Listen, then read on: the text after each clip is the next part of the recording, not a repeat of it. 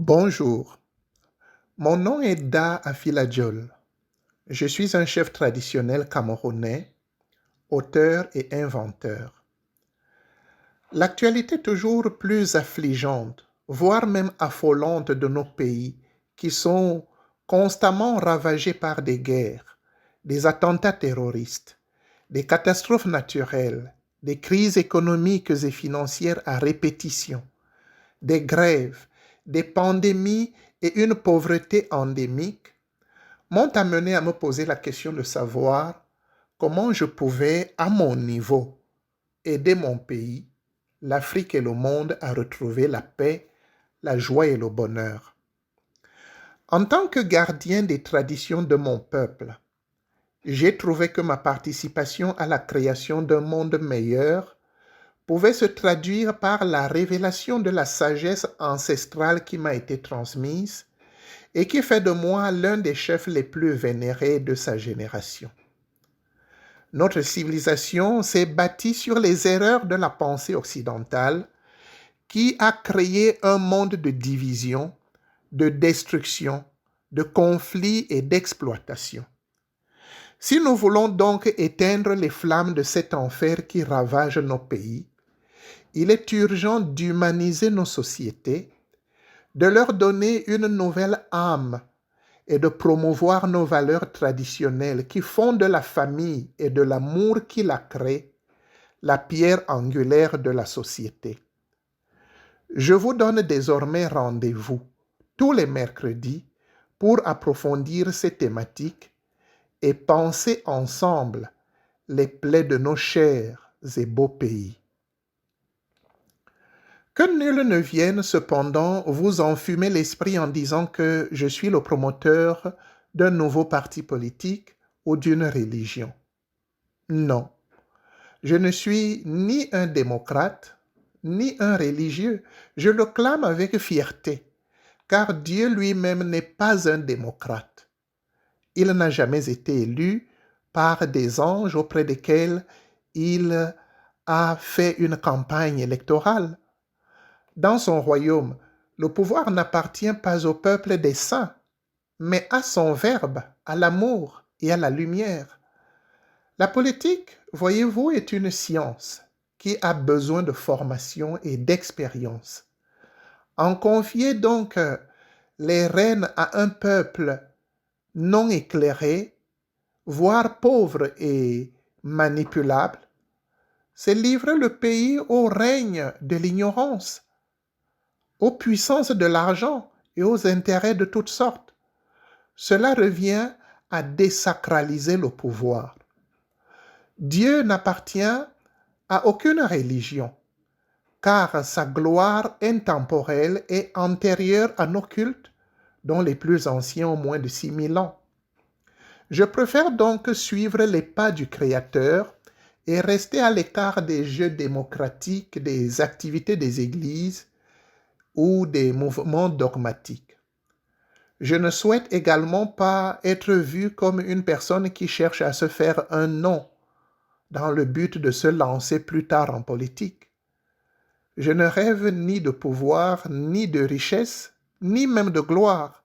Je veux simplement partager avec vous une vision idyllique et nouvelle de l'État, de la nation et de la gouvernance à la lumière de la sagesse africaine la plus pure. J'ai pris 32 ans de ma vie pour l'étudier et les idées que je vais vous partager dans les prochaines semaines ont été longuement éprouvées, mûries et affinées. Elles réjouiront aussi bien les Africains que les Européens, les Américains et les Asiatiques.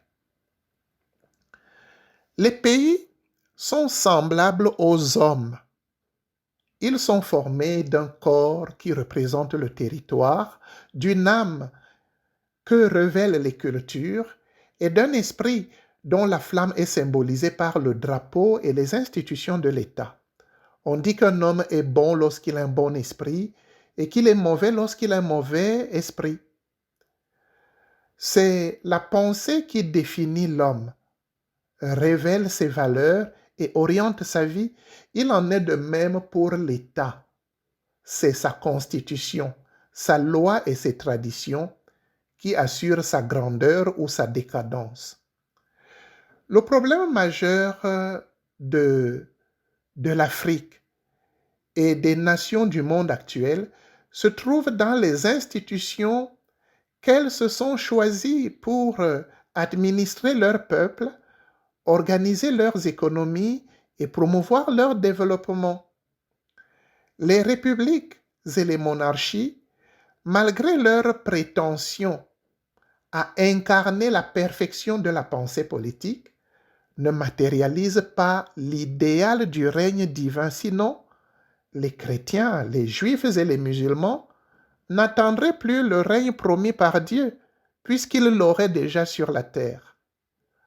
S'ils continuent donc d'invoquer chaque jour le règne des cieux, c'est parce qu'ils savent que les lois qui les gouvernent n'expriment pas la sagesse divine.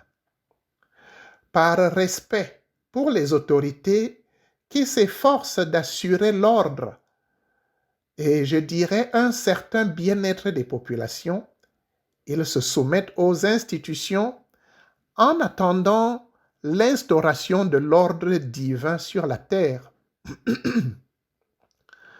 De nombreux signes nous montrent aujourd'hui que le monde est en train de basculer vers une ère de lumière qui mettra à mal les vieilles et fausses doctrines au moyen desquelles l'Europe a colonisé et exploité de nombreux pays.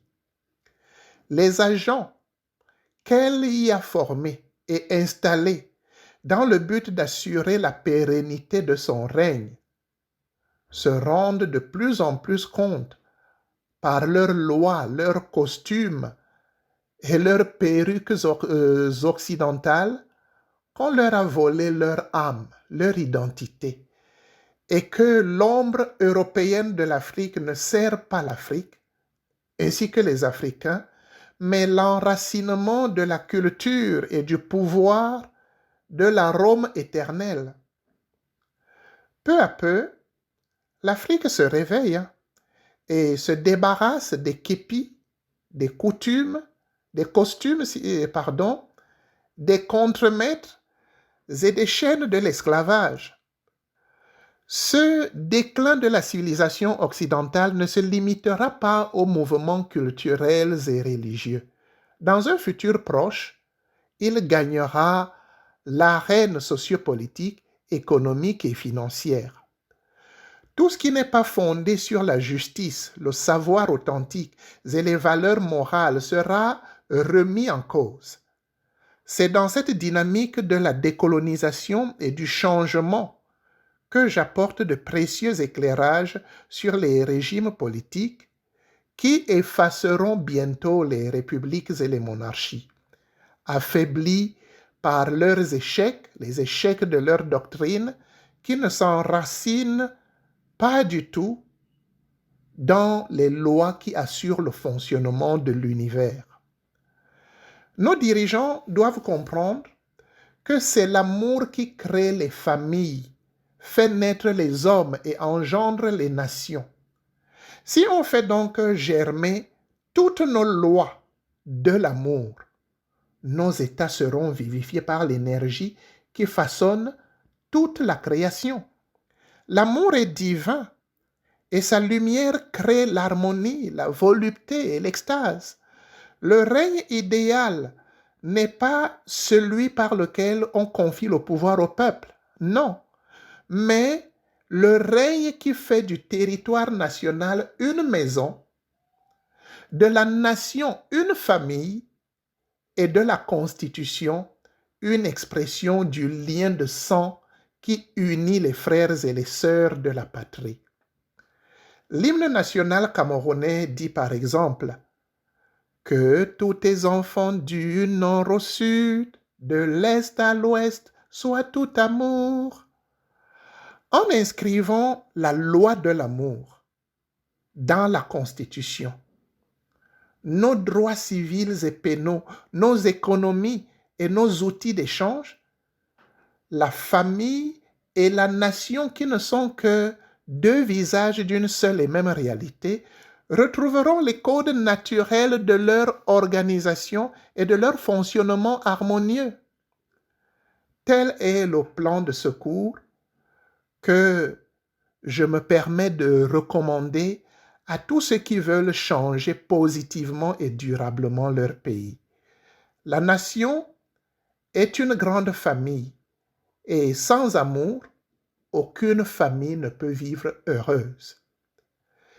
Les pansements politiques, économiques et socioculturels, les bandages que les démocraties apposent sur nos blessures depuis la Grèce antique ne font qu'aggraver nos blessures. Les élections présidentielles, sénatoriales, législatives et communales qui épuisent régulièrement nos budgets n'ont aucun effet direct sur les fausses doctrines que nous avons héritées de la Rome et de la Grèce antique. Ce sont ces doctrines qui forment la matrice de l'État et déterminent ses actes prétoriens. Tous les 4 ans, on change de président, par exemple aux États-Unis, mais qu'est-ce que cela change dans la vie de cet aigle insatiable qui est obligé de chasser dans le monde entier pour nourrir ses aiglons? Quel changement véritable pourra-t-on attendre des candidats aux élections présidentielles qui, une fois parvenus au pouvoir, seront obligés de se servir des outils politiques, économiques et financiers qui asservissent leur propre population?